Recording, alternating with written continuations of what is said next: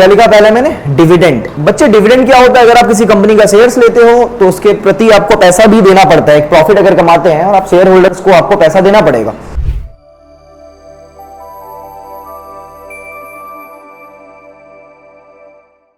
Hey guys, कैसे हैं आप सब बढ़िया? स्वागत है आपका यूनिमॉन्क में। बच्चों, आज हम लास्ट लेक्चर जो इनकम मेथड कर रहे थे उसे कंटिन्यू करते हैं। जहां पे हमने इनकम मेथड के फॉर्मुलेस देखे थे उसे एक बार और रिवाइज कर लेते हैं और थोड़ा और डिटेल में जाते हैं, देन उसके न्यूमेरिकल ट्राई करेंगे। ठीक है? चैप्टर कौन सा चल रहा है? National income, right? उसमें पहले हमने आउटपुट मेथड किया, फिर हमने इनकम मेथड किया। अब इनकम मेथड के न्यूमेरिकल्स देखने हैं हमको। ठीक है? इससे बोर्ड में तो आता ही आता है क्वेश्चंस, हमेशा ये डन होता है कि इनकम मेथड से आएगा क्वेश्चन। ठीक है? हाफ पार्ट इनकम मेथड का ही होता है। अगर फुल ना भी हो ना तो half part income method, half part expenditure method का होता है क्वेश्चन में। ठीक है? और इसके फॉर्मुलेस वैसे भी सीयूईटी के लिए काफी इंपॉर्टेंट हो जाएंगे। ठीक है? तो एक बार इस फॉर्मूले को और थोड़ा सा ब्रेक करेंगे, because in CUET they can ask in depth of these formulas, right? चलो बच्चों, अच्छा बच्चों, हमने एक बात समझी थी कि जो इनकम मेथड है वो हमें क्या देते हैं?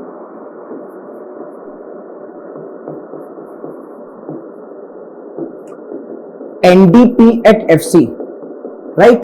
फैक्टर कॉस्ट क्यों देता है? क्योंकि भाई आप अगर इनकम कमाते किसी कारणवश कमाओगे, राइट? भाई कुछ काम किया होगा, ट्रांसफर तो नहीं लिख सकते ना अपन। और ये मार्केट में कोई सामान लेने तो गई नहीं कि मार्केट प्राइस लगा दे, वहां पे टैक्स लगा दे। This is clear? चलिए जी। और डोमेस्टिक है, ओके, बट नेशनल इनकम क्या होती है? एनएनपी एट एफसी होती है।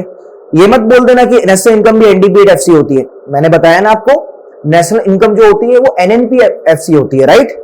Net national product at factor cost. Okay, अच्छा बच्चों, एक बार और फॉर्मूले को रिवाइज करते हैं। इस पे अपन लोगों ने सबसे पहले क्या देखा था? अच्छा देखो, मैं ना इसको ऐसे फ्लो चार्ट जैसा बनाता हूं तुम्हारे लिए, देखो। ठीक है? फ्लो चार्ट जैसा बना के देखते हैं अपन लोग।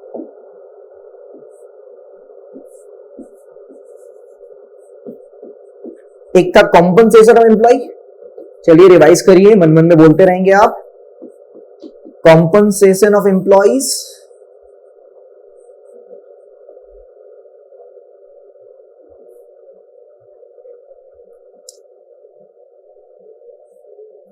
Compensation of employees, operating surplus,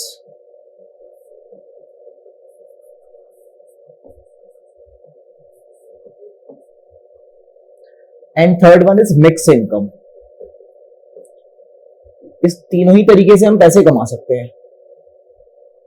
ठीक है? अच्छा, इससे सब डिवाइड करता हूं मैं। कॉम्पनसेशन ऑफ एम्प्लॉय के अंदर मैं लिख रहा हूं, देखिए part A, salary and wages,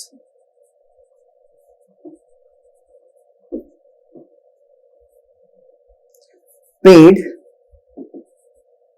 in cash and kind.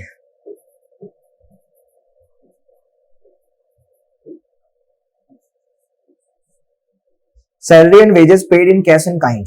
ठीक है? Second is employers contribution, right? जिसको पीएफ वगैरह भी हम लोग यूज करेंगे। Employers contribution, employers contribution towards social security, towards social security. ठीक है भाई? इन दोनों का पैसा मिला के हमें कंपनसेशन मिलता है। ठीक है? हैंड में ये मिल जाता है। सेकेंड वाला पार्ट भी होता है, वैसे हम इसको इग्नोर नहीं कर सकते। ठीक है बच्चे? ऑपरेटिंग सरप्लस, इसके अंदर कैसे याद किया था? Rest in peace, RIP, then R, rent, interest, profit, royalty. Royalty clear है? अगर आप किसी फ्रेंचाइजी को एक्वायर करते हैं, जैसे मैकडोनल्ड की हम लोग फ्रेंचाइजी एक्वायर करते हैं, तो भाई बोलेंगे हमारी गुडविल है, हमको पैसा दो इसका, तो उसको अपन लोग क्या बोलते हैं? इनकी रॉयल्टी है। ठीक है? अच्छा बच्चों, मिक्स इनकम के अंदर कोई चेंजेस नहीं है। ठीक है? अब सुनिएगा बात ध्यान से। प्रॉफिट की भी कुछ एग्जांपल्स लिख लीजिए। ठीक है? वो भी आ सकते हैं। ठीक है? न्यूमेरिकल्स में भी आ सकते हैं, जो मैं बनवाऊंगा आपको। ठीक है? इसका एग्जांपल लिखिए, बहुत इंपॉर्टेंट, डिविडेंड। क्या लिखा पहले मैंने? डिविडेंड। बच्चे डिविडेंड क्या होता है? अगर आप किसी कंपनी का शेयर्स लेते हो तो उसके प्रति आपको पैसा भी देना पड़ता है। एक प्रॉफिट अगर कमाते हैं आप, शेयर होल्डर्स को आपको पैसा देना पड़ेगा। समझ गए ना बात को? आपकी कंपनी में उसने शेयर लगाया, शेयर होल्डर बन गया, इक्विटी शेयर लगाया था, तो भाई तुम्हारी कंपनी अगर प्रॉफिट कमाएगी तो उनको भी तो फायदा होगा। उसे हम कहते हैं डिविडेंड। इसको ना डिस्ट्रीब्यूटेड प्रॉफिट भी बोलते हैं, ठीक है? डिस्ट्रीब्यूटेड प्रॉफिट भी बोलते हैं अपन लोग इसको, क्योंकि इसको डिस्ट्रीब्यूट करना है हम लोगों को। This is clear? Next, corporate tax. Tax गलत बोल रहा हूं, कॉर्पोरेट प्रॉफिट। कॉर्पोरेट प्रॉफिट, ठीक है? एक कॉर्पोरेट प्रॉफिट हो गया, मतलब बिजनेसमैन लोगों का जो प्रॉफिट होता है वो भी इसके अंदर आता है, ठीक है? और देखिए ऊपर हल्का सा लिख रहा हूं, स्पेस कम पड़ रही है हमको। अनडिस्ट्रीब्यूटेड प्रॉफिट, ये भी एक एग्जांपल है।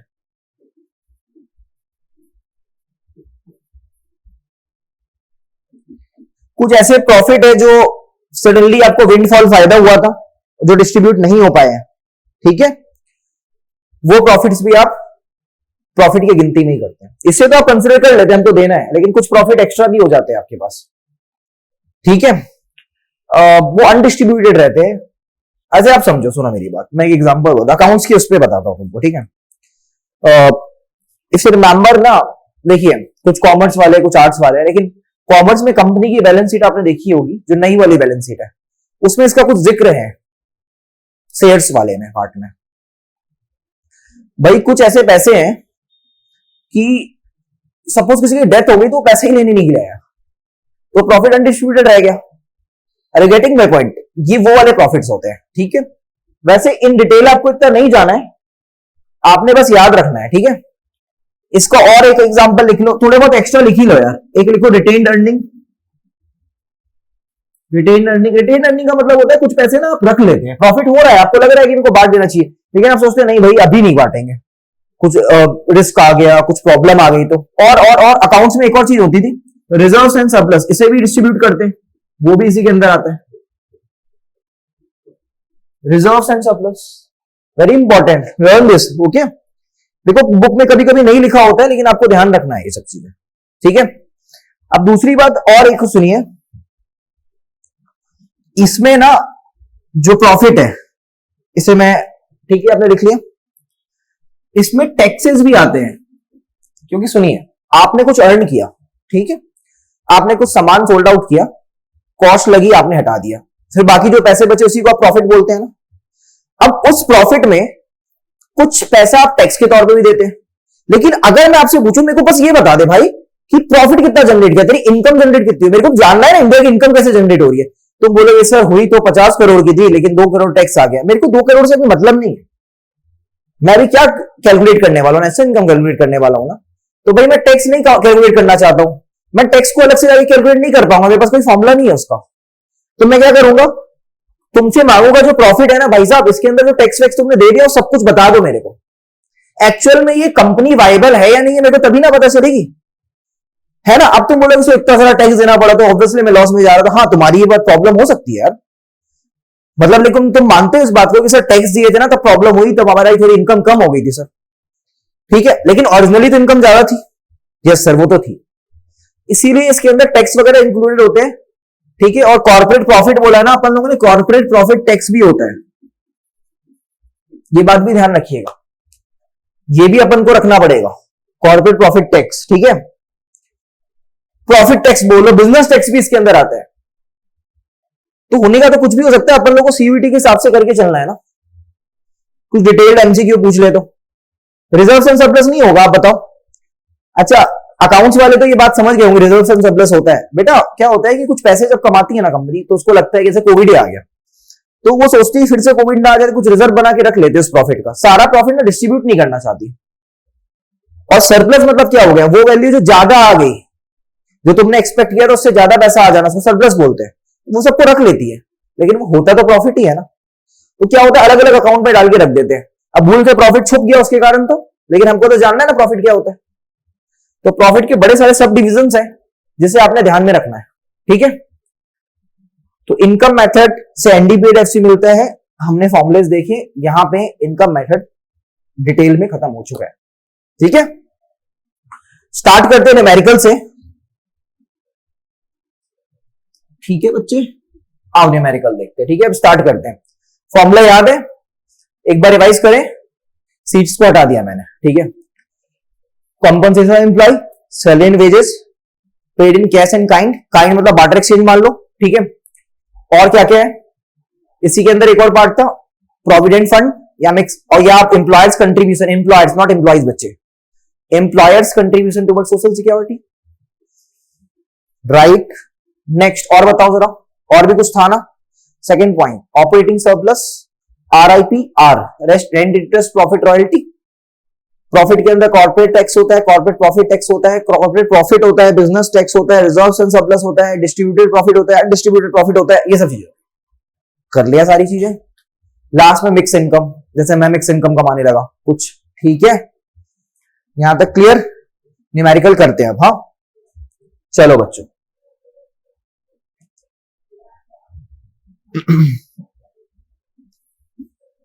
लिखेंगे कॉम्पनसेशन ऑफ एम्प्लॉय,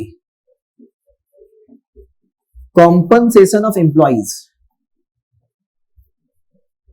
देखो एक दो प्रैक्टिस कर लो, क्वेश्चन तो आप लोग खुद ही बनाना सीख जाओगे, कुछ बहुत बड़ी चीजें नहीं होती है, प्रैक्टिस में आ जाता है ना, तो क्वेश्चन खुद ही बनने लग जाते हैं अपने आप ही। ठीक है, कॉम्पनसेशन ऑफ एम्प्लॉय सपोज है 2000। ठीक है, 2000 ही नहीं है, वो हो सकते 2000 करोड़ में हो। ठीक है, आप उसकी मत सोचिए। ठीक है, अच्छा नेक्स्ट है रेंट, रेंट। ठीक है बच्चे, रेंट है 100, 100, रेंट है 100। ठीक है, इनडायरेक्ट टैक्स, अब देखो अभी घबराना मत। ठीक है, कि इनडायरेक्ट टैक्स कहां से आ गया सर, आपने तो इनकम मेथड से बताया नहीं था। शांति है ना, हो सकता है वो जबरदस्ती दे रखे हो, कुछ एंट्रीज फालतू की भी होंगी, ये बात ध्यान रखना आप, उसी से आप कंफ्यूज होंगे। क्योंकि अब आप ये सोचेंगे सर टैक्स तो था, बात तो सही है प्रॉफिट के अंदर, लेकिन इनडायरेक्ट टैक्स था या नहीं था, ये भी सोच लेना एक बार। इनडायरेक्ट टैक्स कहां पे यूज होता है याद है, मार्केट प्राइस से फैक्टर कॉस्ट में जाने के लिए, फैक्टर कॉस्ट से मार्केट प्राइस में जाने के लिए। ठीक है, तो मेरे को तो लग नहीं रहा यहाँ के कोई काम की चीज है। बाकी अपन लोग देखते हैं कि क्वेश्चन में पूछता क्या है अल्टीमेटली। ठीक है, तो लेट लो इनडायरेक्ट टैक्स 200 का। ठीक है, ये क्वेश्चन डेटा मैं अपने मन से लिख दे रहा हूं, ये कोई बहुत बड़ा इशू नहीं है, आप खुद से भी क्वेश्चंस बना सकते हैं। ठीक है, अच्छा नेक्स्ट कॉर्पोरेट टैक्स लिख लो एक, ये काम आ सकता है शायद से किसी जगह पे। तो जब आप क्वेश्चन पढ़ रहे हो ना बच्चे, जब एग्जाम में क्वेश्चन पढ़ रहे हो, तो आप ना पहले ही अपना टारगेट मार्क कर लिया करो, ये काम आने वाला है मेरे। ठीक है ना, तो देखो क्वेश्चन भी लिख रहा हूं तो बात करते करते लिख रहे हैं हम लोग। कॉर्पोरेट टैक्स हो गया। ठीक है, डिविडेंड हो गया, डिविडेंड 900 का। ठीक है, अनडिस्ट्रीब्यूटेड प्रॉफिट हो गया, dividend is distributed profit right. कुछ प्रॉफिट ऐसे रह गए हमारे पास जो अनडिस्ट्रीब्यूटेड है, उसको भी करना पड़ेगा, करके भी रह जाते हैं भाई साहब, क्या दिक्कत है इसमें। चलो 200 का ले लेते हैं। ठीक है जी, यहां तक। अच्छा मिक्स इनकम लिख लो भाई, मिक्स इनकम, मिक्स इनकम लिखो ना, मिक्स इनकम लिखो 500 की। चलो लिखो, ठीक है, लिख लिया 500 की मिक्स इनकम। मिक्स इनकम है 500 की।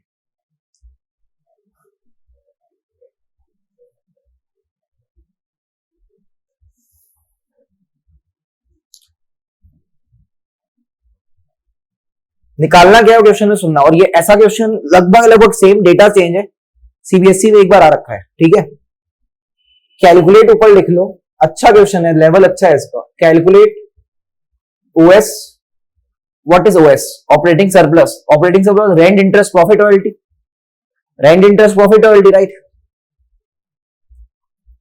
दूसरा डोमेस्टिक इनकम, अब ये बड़ी अजीब बात कर दी सर, डोमेस्टिक इनकम हमको समझ नहीं आ रहा डोमेस्टिक इनकम कौन सी होती।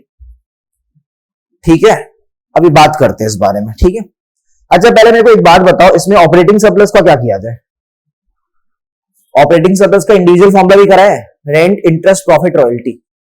ठीक है, तो भाई रेंट गिवन है, ठीक है जी, इंटरेस्ट गिवन है, इंटरेस्ट नहीं गिवन है, इंटरेस्ट इंटरेस्ट नहीं गिवन है तो इग्नोर करो, और क्या कर सकते हैं। ठीक है, प्रॉफिट दिख रहा है तुमको, प्रॉफिट अगर ऑपरेटिंग सरप्लस निकालें, याद करो प्रॉफिट के कुछ पार्ट्स थे, कॉर्पोरेट टैक्स था उसके अंदर, बिल्कुल था सर, डिविडेंड था, बिल्कुल था। अनडिस्ट्रीब्यूटेड प्रॉफिट, बिल्कुल सर। इनडायरेक्ट टैक्स था, नहीं भाई। जीएसटी का यहाँ पे क्या रोल होगा बताओ प्रॉफिट में? उसका कोई रोल ही नहीं है, उसको जबरदस्ती क्यों कर रहे हो तुम? ठीक है ना? तो प्रॉफिट निकल गया। तो तुमको क्या करना है ऑपरेटिंग सरप्लस निकालने के लिए? अग्री करते हो या नहीं करते हो बताना मेरे को, ठीक है? मैं एक ऐसे करके लिख रहा हूं, ए बी सी और जो डी है। ऑपरेटिंग सरप्लस कुछ नहीं है, ए बी सी और डी को अगर आप ऐड कर देते हो तो ऑपरेटिंग सरप्लस आ जाता है। नॉर्मल है, ठीक है? रेंट इंटरेस्ट नहीं है तो फिर मिसिंग है तो छोड़ देते हैं। लेकिन जब ये क्वेश्चन आया था ना तो उसमें यहां पे रेंट और इंटरेस्ट दोनों लिखा हुआ था। वो तो कोई बात नहीं, हम ऐसे बहुत सारी प्रैक्टिस करने वाले हैं। Rent, corporate tax, dividend, undistributed profit, इसको ऐड कर दिया। अब तुम बोलोगे सर रिजर्व सरप्लस नहीं है, इग्नोर भाई साहब, इतना नहीं सोचना है। जो चीजें हैं उससे तो करो आप काउंटर। यहां तक ठीक है? तो will say A plus B plus C plus D will be our answer. This is clear? ये ऑपरेटिंग सरप्लस हुआ है, अभी डोमेस्टिक इनकम नहीं हुआ है, ठीक है? अब मेरे को एक बात बताओ, जब हम लोग डोमेस्टिक इनकम की बात कर रहे हैं तो वहां पे होता क्या चीज है बताओ? डी जैसी कोई चीज होती है कि नहीं होती है? डी जैसी चीज होंगी ना। और देखो, if nothing is mentioned and they are not talking about market, you have to take factor cost, ठीक है? मैं तुमको एक बात सरप्राइजली बताना चाहता हूं कि डोमेस्टिक इनकम, ये मैं इस क्वेश्चन के लिए रख रखा था। अगर कभी डोमेस्टिक इनकम टर्म यूज हो तो आप समझ जाना वो पूछ रहा है एनडीपीएट एफसी। ये बात ध्यान रखना, जीडीपीएट एफसी नहीं होता है। ग्रॉस होगा तो बता देंगे, ठीक है? एनडीपीएट एफसी। अब हम लोग यहां से एनडीपीएट एफसी निकाल सकते हैं, बताओ पहले। एनडीपीएट एफसी निकाल सकते हैं हम लोग। भाई फॉर्मूला क्या है, जरा बैक जाओ। कॉम्पनसेशन एम्प्लॉय, इसे प्लस करेंगे 2000। फिर क्या था? रेंट, बिल्कुल सही। इंटरेस्ट गिवन है, कॉम्पनसेशन एम्प्लॉय क्लियर है। ऑपरेटिंग सरप्लस में गए, ऑपरेटिंग सरप्लस अभी हम लोगों ने निकाला ना, ये और ये, ठीक है? और लास्ट में क्या होता है? एक मिक्स इनकम भी होता है। यहां पे एम्प्लॉयर्स कंट्रीब्यूशन मिसिंग है, कोई दिक्कत नहीं है, उसे रहने दो। आप बस ये ध्यान रखना कि जो चीज गिवन होगी उसे यूज करना, ठीक है? देखो तो 2000 plus 100 2100, 2400, 2400 plus 900 3500, 3700 and then 4300. This will be the answer, right? यहां तक क्लियर है? एक मैंने इस तरीके से करा है, मैं आपको कुछ क्वेश्चन दूंगा जिसे आपको अटेम्प्ट करने हैं, ठीक है? चलिए जी, एक ये एकदम बेसिक किया, इससे कुछ कुछ समझ में आया हम लोगों को। इसमें बड़े सारे क्वेश्चन टर्म्स है। कभी कभी क्या होता है बच्चों, थोड़ी बातें कर लेते हैं। कभी कभी क्या होता है, 4300 आया ना अपना डोमेस्टिक इनकम, ये गिवन होता है। अब जब ये गिवन होता है तो फिर बच्चे बोले अब करें क्या? फिर जब डोमेस्टिक इनकम बता ही दिया तो फिर क्या करने का? कभी कभी ऐसा होता है कि डोमेस्टिक इनकम गिवन होती है और कॉम्पनसेशन एम्प्लॉय, ऑपरेटिंग सरप्लस वगैरह जो है ना वो भी गिवन होता है, बोलते मिक्स इनकम निकाल दो। समझ गए ना? फॉर्मूले को उल्टा लेके जाना भी सीखना होगा हम लोगों को, उल्टा, रिवर्स। आप एक बात समझो, जब आप प्लस कर रहे थे तो डोमेस्टिक इनकम में जाते थे ना, तो ऊपर जाना चाहोगे डोमेस्टिक इनकम से, जब माइनस करते जाओगे तो चीजें मिलती जाएंगी। आप अंडरस्टूड है ना ये बात? तो आगे बढ़ते हैं, आगे बढ़ते हैं, ठीक है? चलिए जी,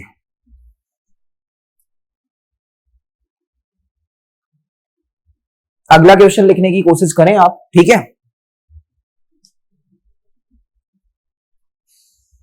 बच्चों ये क्वेश्चन ना बोर्ड में आ रखा है, ठीक है? वो वाले को थोड़ा टारगेट कर रहे हैं हम लोग। कॉम्पनसेशन ऑफ एम्प्लॉय, फिर मैं एक अपने से एक क्वेश्चन बना के दूंगा एकदम बढ़िया सा, ठीक है? थोड़ा सा मुश्किल सा, फिर उसे करेंगे। पहले थोड़ा एक दो प्रैक्टिस करते हैं, ठीक है? कॉम्पनसेशन ऑफ एम्प्लॉइज गिवन है, कॉम्पनसेशन एम्प्लॉय गिवन है। अच्छा हम लोग ऐसे शॉर्ट में लिख सकते हैं क्या?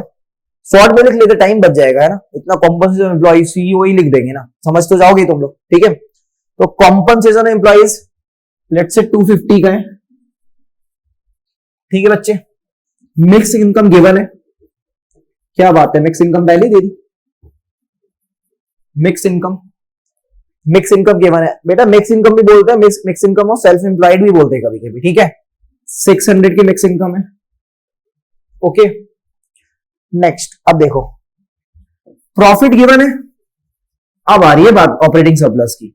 फिर रेंट भी गिवन है, फिर इंटरेस्ट भी गिवन है, ठीक है, प्रॉफिट, रेंट, इंटरेस्ट सब कुछ गिवन है और इसकी वैल्यू है 80, 30 एंड 40। ठीक है, चलिए जी आगे देखते हैं। और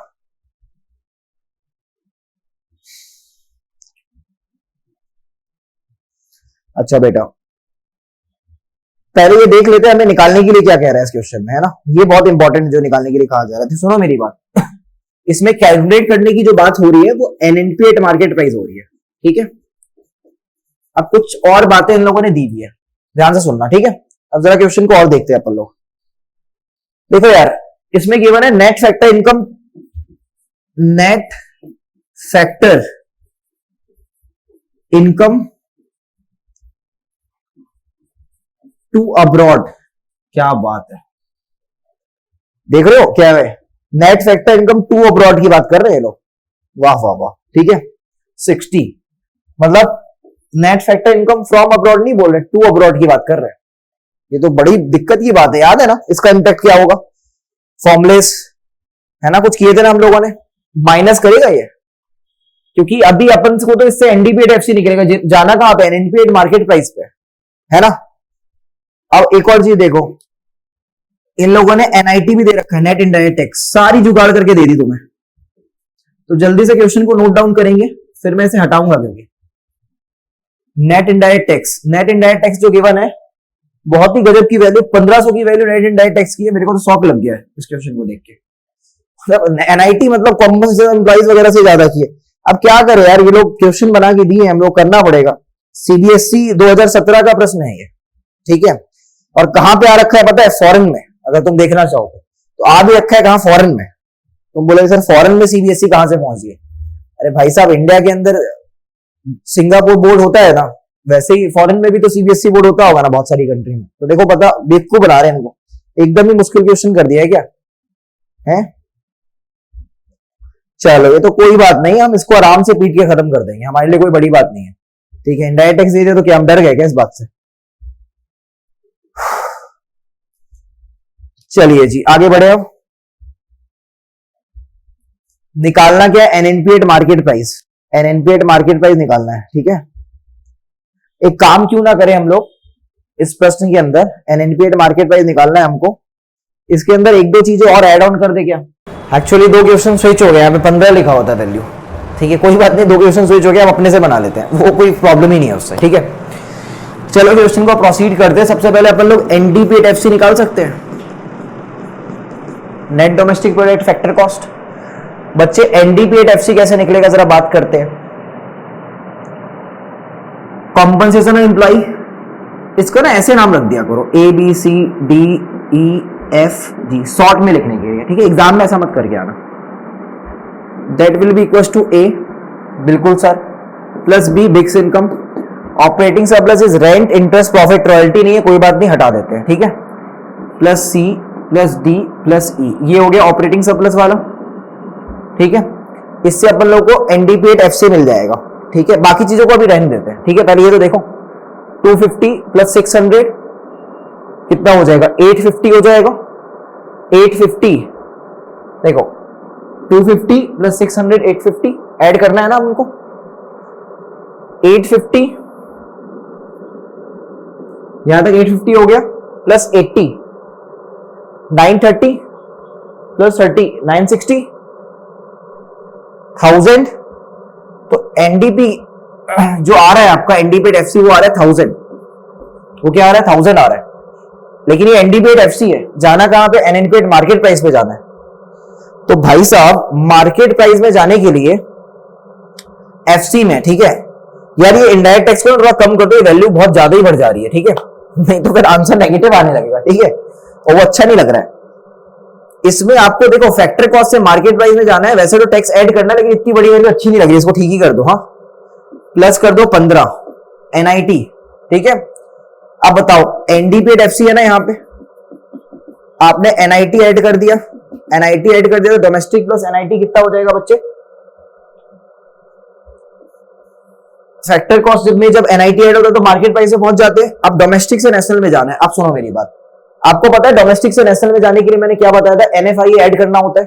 हम लोगों ने ये बात कर रखी है net factor income from abroad, लेकिन net factor income from abroad क्या था? Factor income received minus factor income paid. यहां पे तो भाई साहब बात हो रही है कि factor net factor income to abroad, मतलब यहां से बाहर क्या होगा? Are you getting my point? From abroad नहीं, टू अब्रॉड। छोटी छोटी इंग्लिश की बातों तो ध्यान रख सकते हैं ना अपन लोग।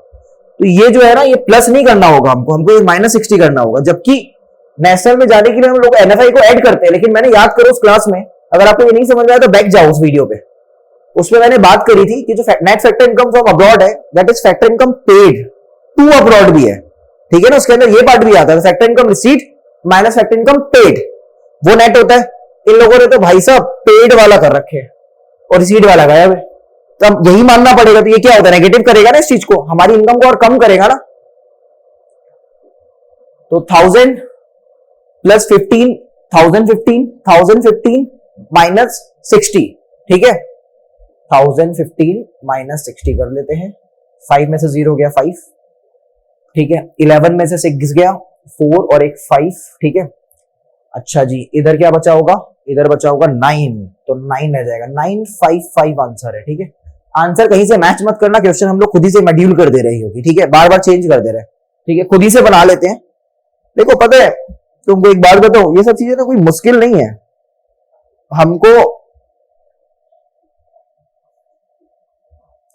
हमको ना ऐसे कोई दिक्कत नहीं है इस चीज में कि हमको बुक के क्वेश्चन चाहिए, हम खुद से ही बना के कर सकते हैं, ठीक है।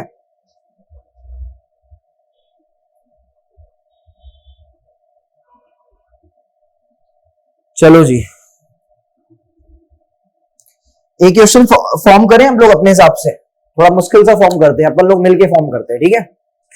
चलो देखते हैं क्वेश्चन।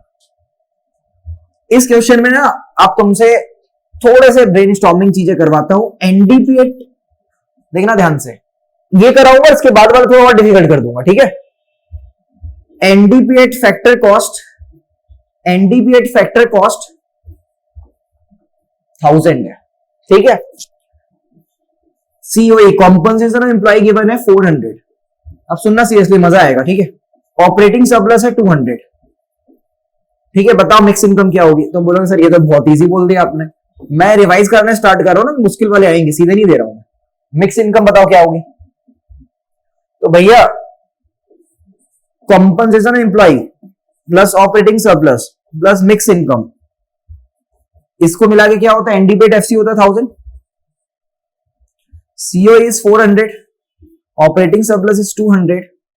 बताओ अगर इन दोनों को इससे माइनस कर दें, 1000 को आप देखो कैसे निकालोगे। आप देखो सुनो, फॉर्मूला अगर आपको डिराइव करना, सिंपल सी बात है, आप ऐसे लिख दो, COE plus operating surplus plus mix income equals to NDP at FC,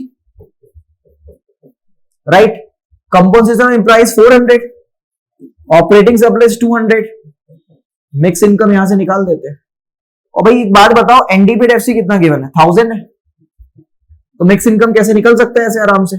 1000 minus 600, क्योंकि 400 प्लस 200 600, वो उधर जाएगा, आंसर इज 400। अब इसमें थोड़ा सा और मसाला डालना पड़ेगा, और चीजें होंगी। अभी ऑपरेटिंग सरप्लस को ब्रेक ही नहीं किया हमने, उसको चाहो तो ब्रेक भी कर सकते हैं ना, ठीक है।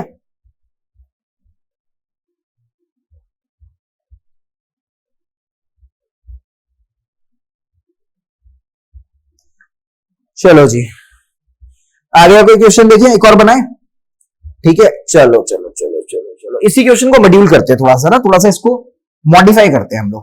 आ जाओ, देखो इस बार थोड़ा सा मॉडिफिकेशन कर देते हैं।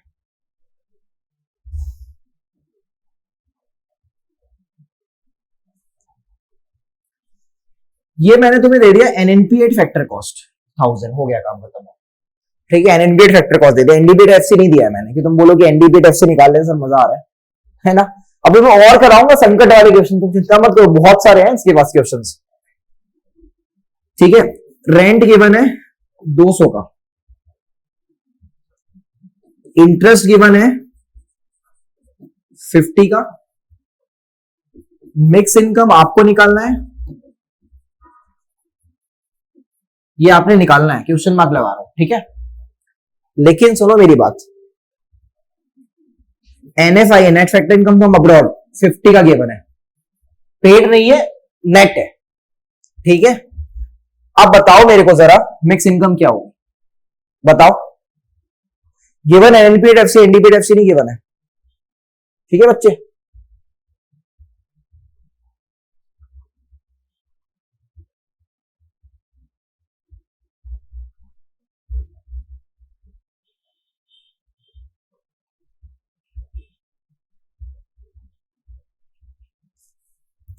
ट्राई करें बेटा। देखो तुमको अननोन जो चीज निकाली वो मिक्स इनकम है, और वो किस फॉर्मूले में आती है, इनकम मेथड के फॉर्मूले में आती है। लेकिन इनकम मेथड में हमको एनएनपीएड एफसी नहीं चाहिए, हमको एनडीपीएड एफसी चाहिए। ये भी एक इशू है, सही बात है। तो भैया एनएनपीएड एफसी से जो 1000 है, एनएनपीएड एफसी से पहले एनडीपीएड एफसी में जाते हैं। देखो नेशनल से डोमेस्टिक में जाएंगे ना हम लोग, तो एनएफआईए को माइनस करना पड़ेगा। इसे माइनस कर दो -50, तो 950 आया, वो आ गया तुम्हारा एनडीपीएड एफसी। अभी तुमने जो 950 निकाला है ना, वो क्या है, एनडीपीएड एफसी है, और हमको एनडीपीएड एफसी निकालना ही पड़ेगा ना। आप जो फॉर्मूले को यूज करोगे उसके बारे में तो कुछ होना चाहिए। आप इनकम मेथड यूज कर रहे हैं तो उसके बारे में यही ना होना चाहिए, एनडीपीएड एफसी होना चाहिए। सोचो जीडीपीएड एमपी होता तो क्या करते फिर भाई, जीडीपीएड एमपी भी नहीं काम आता, सिंपल सी बात है, ठीक है। अब 950 में से कॉम्पनसेशन एम्प्लॉय को माइनस कर दो 400, रेंट इंटरेस्ट को ऐड करो 250, इसको माइनस कर दो, ठीक है। इन सब देखो ऑपरेटिंग सरप्लस है ना, ये ऑपरेटिंग सरप्लस ये रहा, कॉम्पनसेशन एम्प्लॉय, ऑपरेटिंग सरप्लस को माइनस करो तो क्या मिलेगा बताओ। 950 में से ये दोनों चीजें माइनस करोगे तो मिक्स इनकम मिल जाएगा, उसी की कमी थी। तो 950 में से 250 माइनस किया, दैट विल बी 700, 700 में से 400 माइनस किया तो 300, this will be our mix income of self employed. समझ गए बात को, अंडरस्टूड है ये चीज भाई, समझ में आनी चाहिए, ठीक है। तो ये सब ध्यान रखा करो। अभी मैं इसमें ट्विस्ट और कर दूंगा, जीडीपीएड एमपी दे दूंगा, और जीडीपीएड एमपी दे दूंगा, बोलूंगा इनकम मेथड को यूज करो। तो पहले तो एनडीपीएड एफसी पे जाना पड़ेगा ना दोस्त, तुमको जाना नहीं पड़ेगा, पहले एनडीपीएड एफसी पे जाना पड़ेगा तुमको।